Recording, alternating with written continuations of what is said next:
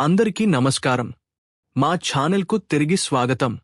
ఈ వీడియోలో 2026లో 1000 రూపాయలు మీరు ఒక నెల మొత్తం బ్రతకడానికి ప్రభుత్వం ఆశిస్తున్న మొత్తమిది.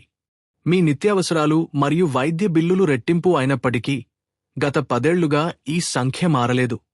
కానీ ప్రస్తుతం ఆ సంఖ్యను 7500 రూపాయలకి పెంచడానికి తెరవెనుక ఒక పెద్ద పోరాటం జరుగుతోంది.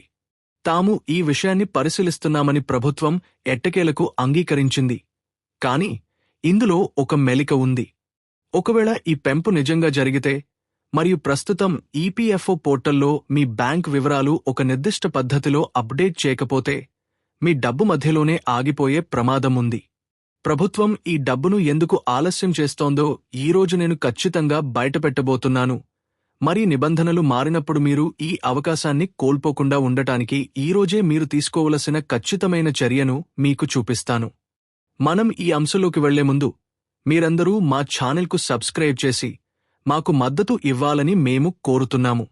ఇది మనల్ని ఈపీఎస్ 95 పెన్షన్ పథకానికి సంబంధించిన ఒక కీలకమైన అప్డేట్కు తీసుకువస్తుంది. కనీస పింఛనును పెంచాలనే డిమాండ్ తీవ్రమవుతోంది. అసలు ఏం జరుగుతోంది? ఇది ఎందుకు ముఖ్యం? ప్రభుత్వం ఇప్పుడు ఏం చెబుతోందో తెలుసుకుందాం. చాలామంది పదవీ విరమణ చేసిన ఉద్యోగులకు ఈపీఎస్ 95గా పిలువబడే ఉద్యోగుల పింఛను పథకం నెలవారీ పింఛనును అందిస్తుంది. 2014 సెప్టెంబరులో ప్రభుత్వం కనీస పింఛను మొత్తాన్ని 1000 రూపాయలుగా నిర్ధారించింది.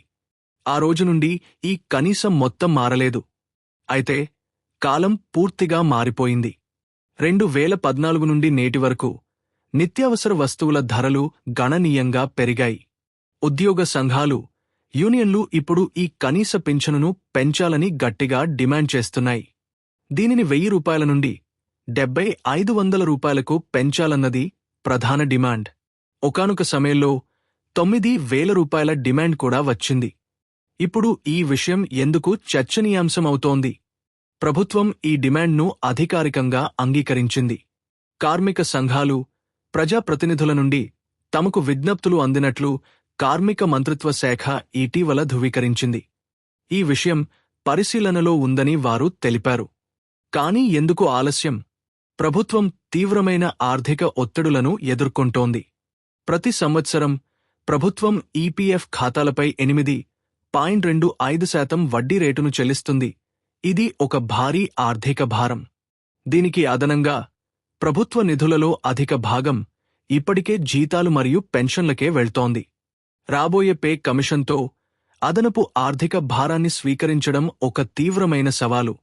1000-500 రూపాయల మధ్య ఉన్న అంతరాన్ని పూడ్చడానికి భారీ నిధులు అవసరం. ఈ పెన్షన్ ఫండ్ ఎలా పనిచేస్తుందో అర్థం చేసుకోవడం కూడా ముఖ్యం. ఒక ఉద్యోగి పనిచేస్తున్నప్పుడు యజమాని ప్రాథమిక జీతంలో 12% వాటాను అందిస్తారు. దీనిలో ఒక నిర్దిష్ట భాగం పెన్షన్ పథకంలోకి వెళ్తుంది. 8.25% వార్షిక వడ్డీని సంపాదించే ప్రావిడెంట్ ఫండ్లా కాకుండా పెన్షన్ భాగం ఎలాంటి వడ్డీని సంపాదించదు. అందుకే పెన్షన్ ఫండ్ నిశ్చలంగా ఉంటుంది. యూనియన్లు కేవలం అధిక ప్రాథమిక పెన్షన్ కోరడం లేదు. వారు పెన్షన్లకు కరువు భత్యాన్ని కూడా జోడించాలని అడుగుతున్నారు. పదవీ విరమణ చేసిన ఉద్యోగులకు సీజీహెచ్ఎస్ వంటి ఆరోగ్య సంరక్షణ ప్రయోజనాలను వారు కోరుకుంటున్నారు. పదవీ విరమణ చేసిన వ్యక్తులు ఇప్పుడు ఏమి చేయాలి? అధికారిక ఈపీఎఫ్ఓ పోర్టల్లో అన్ని బ్యాంక్ వివరాలు మరియు కేవైసీ పూర్తిగా అప్డేట్ అయ్యాయని నిర్ధారించుకోండి. అన్ని పెన్షన్ పత్రాల భౌతిక కాపీలను సురక్షితంగా ఉంచుకోండి. భవిష్యత్తులో ఏదైనా సానుకూల పరిణామముంటే సరైన మరియు తాజా వివరాలు అందుబాటులో ఉండటం వలన ఎలాంటి జాప్యం లేకుండా మార్పులు సజావుగా జరుగుతాయి. కనీస పింఛను 7500 రూపాయలకు పెరిగితే అది దైనందిన జీవితాన్ని పూర్తిగా మార్చేస్తుంది.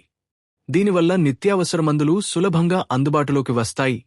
కిరాణా సామాను బడ్జెట్ మరింత సురక్షితంగా ఉంటుంది మరియు నిరంతరం ఇతరులపై ఆధారపడకుండా గౌరవప్రదమైన జీవితం లభిస్తుంది. గుర్తుంచుకోవలసిన ముఖ్యమైన హెచ్చరికలు ఉన్నాయి. తప్పుడు వార్తల పట్ల చాలా జాగ్రత్తగా ఉండండి. కొన్నిసార్లు పింఛను ఇప్పటికే పెంచబడిందని సోషల్ మీడియాలో సందేశాలు ప్రచారం అవుతుంటాయి. అనధికారిక సందేశాలను నమ్మవద్దు. అలాగే కొద్దిపాటి రుసుముకు మీ పింఛను పెంపును వేగవంతం చేస్తామని వాగ్దానం చేసే నకిలీ ఏజెంట్ల పట్ల కూడా అప్రమత్తంగా ఉండండి. ప్రభుత్వం అటువంటి ప్రక్రియకు ఎలాంటి అధికారం ఇవ్వలేదు. వ్యవస్థ మారడానికి సమయం పడుతుంది, ముఖ్యంగా కోట్లాది మంది వ్యక్తులకు సంబంధించిన విషయం అయినప్పుడు. ప్రభుత్వం ఈ విషయంపై చురుకుగా చర్చిస్తుండటం ఒక సానుకూల పరిణామం. ప్రస్తుతం సహనం మరియు అవగాహన అనేవి ఉత్తమ సాధనాలు.